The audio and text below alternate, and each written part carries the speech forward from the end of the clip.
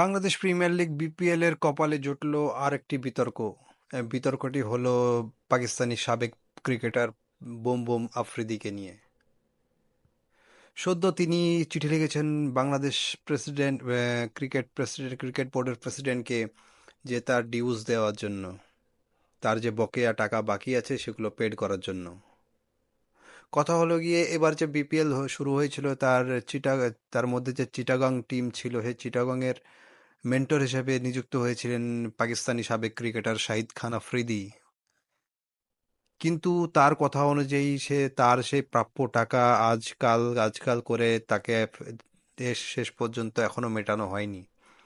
শেষ পর্যন্ত শাহিদ আফ্রিদি বাধ্য হয়েই তিনি বাংলাদেশি অ্যাসোসিয়েশন ক্রিকেট বোর্ডের প্রেসিডেন্টকে তিনি চিঠি লিখতে বাধ্য হয়েছেন, যে তার বকেয়া টাকা, প্রাপ্য টাকা মেটানোর জন্য।